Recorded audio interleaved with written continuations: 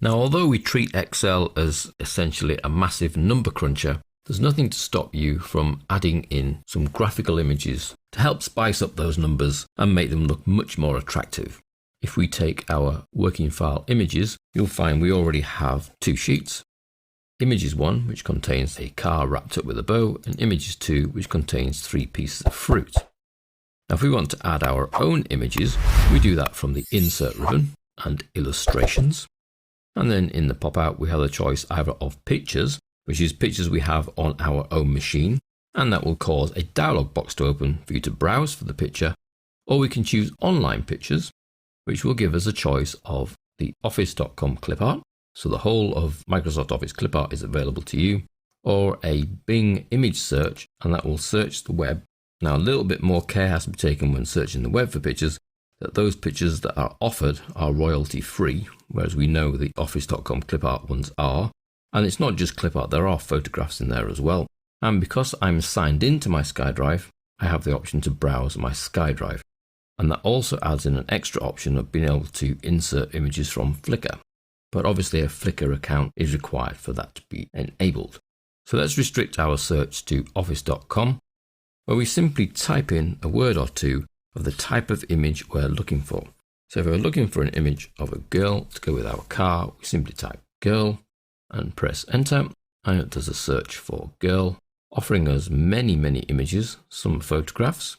Now, if you find an image that you think you might like, you can click the little plus, and it will zoom in ever so slightly. And if you actually find an image you want, you simply click, and you'll see it then says one item selected. The reason it says one item selected is because you can actually carry on looking to find a second or even a third image. I quite like that one there. One click.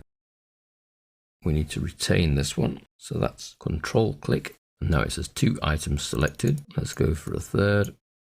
So let's control click on a third one, and we have 3 items selected.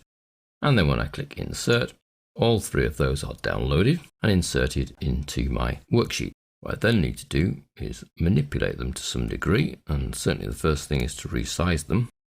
Now notice they've all been inserted and they're actually all attached to each other. I need to click away and then click on each one at a time. So I can resize a lot smaller just by grabbing the corner handles and dragging in. If you don't use one of the corner handles and you try to use the horizontal or the vertical, you'll find that that skews the picture. So it then becomes out of proportion. Let's just undo that. Always stay in the corners, and then the picture stays in proportion. And then to move, it's anywhere really away from the handles, and you get a 4-headed arrow. You can click and hold on and then move the picture.